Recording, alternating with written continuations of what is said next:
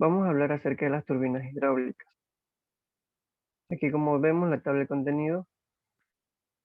Hablando un poco de las generalidades de las turbinas hidráulicas, tenemos que una turbina hidráulica es empleada para producir energía eléctrica en, en contraste con las bombas.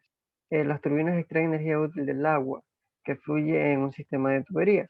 Estas turbinas intercambian energía incesantemente con un fluido, cambiando así la energía cinética y de presión del fluido en energía mecánica. El intercambio de energía se realiza en un rotor o impulsor provisto de álabes o también llamados como paletas, el cual interactúa con el fluido a través del principio de conservación de la cantidad de movimiento angular.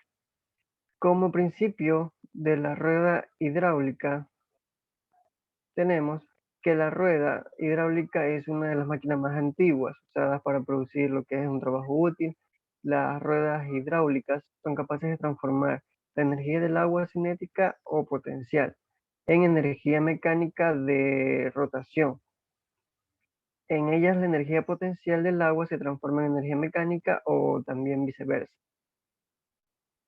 También tenemos diferentes tipos de ruedas, como son las ruedas movidas por el costado, ruedas movidas por debajo, las ruedas movidas también por la parte de arriba. Como los tipos de turbinas hidráulicas que son Pelton, Francis o Kaplan, tenemos entre las primeras que es la de Pelton, que las turbinas Pelton se caracterizan por utilizar únicamente la energía cinética del fluido. La presión del fluido es la misma al ingreso que a la salida de la máquina, por lo que el gradiente de la presión de aquí va a ser igual a cero.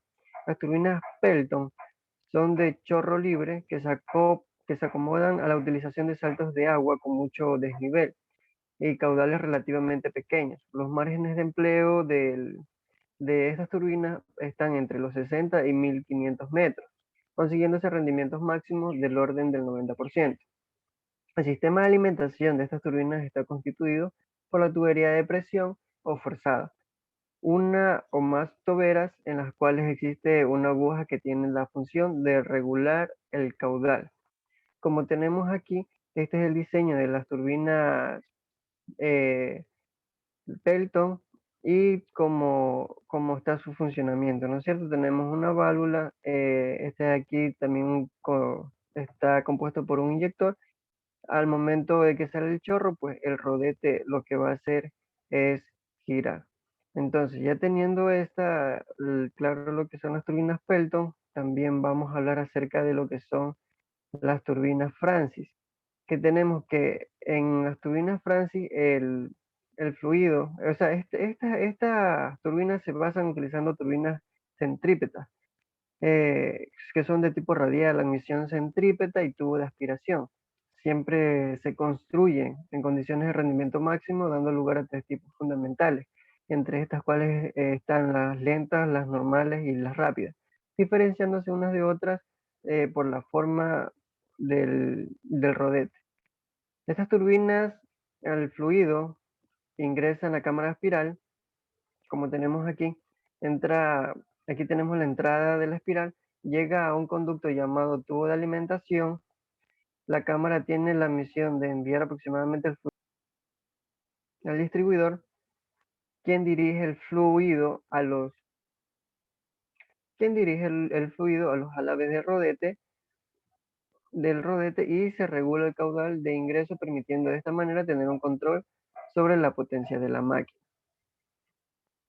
Ahora tenemos lo que son las turbinas Kaplan.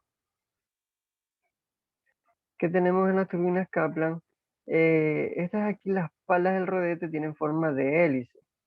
Se emplean en saltos de pequeñas alturas, obteniéndose así rendimientos elevados, siendo las palas orientales lo que implica paso variable.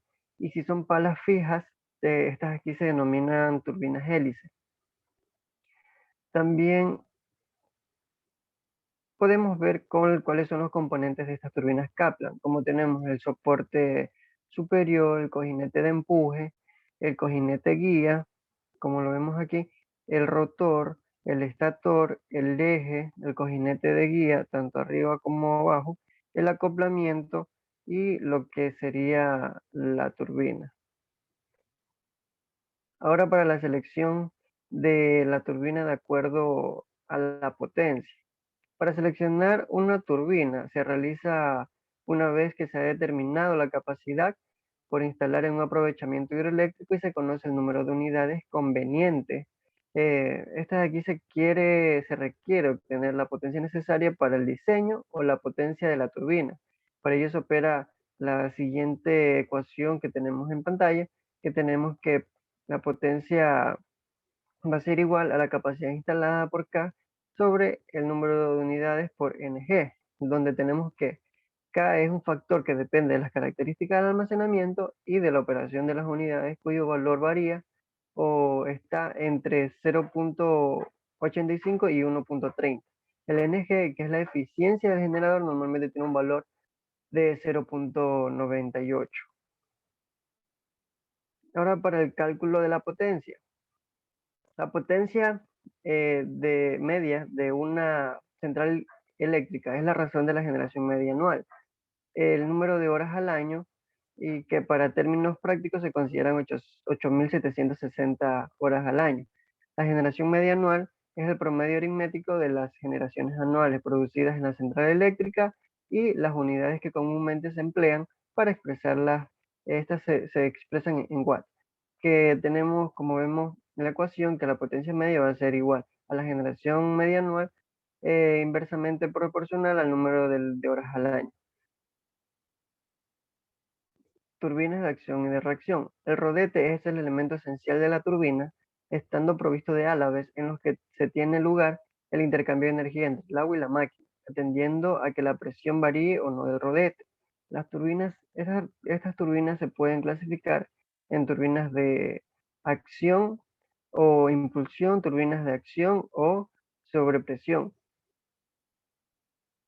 En las turbinas de acción, el agua sale del distribuidor a la presión atmosférica y llega al rodete con la misma presión. En esas turbinas, toda la energía potencial del salto se transmite al rodete en forma de energía cinética. En lo que son las turbinas de reacción, el agua sale del distribuidor con cierta presión que va disminuyendo a medida que el agua atraviesa los álabes del rodete. Esta es la diferencia entre las turbinas de acción y reacción. Para la regulación de las turbinas, efectos secundarios de la regulación. Tenemos que en la instalación de una turbina, por ejemplo en la que son tipo Francis vertical, en esta existe un conducto que de aguas arriba o tubería de presión que transporta el agua desde el almacenamiento superior hasta la turbina. Este caudal puede prevenir del embalse o vaso de una presa, de un lago natural o de un tanque de regulación.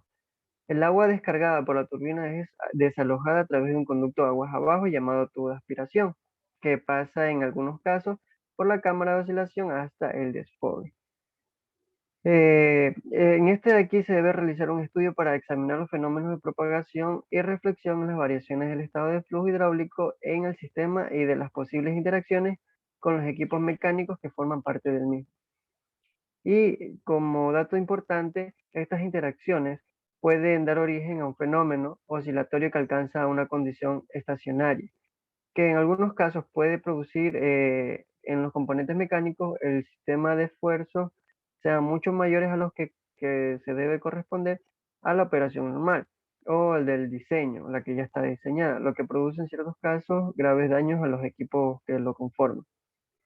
Para los servicios auxiliares en las centrales eléctricas, todo lo que son servicios auxiliares forman parte de un grupo de aquellos servicios que deben estar siempre disponibles, sin sufrir perturbaciones por defecto o maniobras incorrectas. Generalmente se consideran todos aquellos elementos que ante la existencia de algún fallo o de la activación de alguna protección aseguren la desconexión controlada y segura de la instalación. Aquí también puede ser por una mala maniobra, algún tipo de perturbación.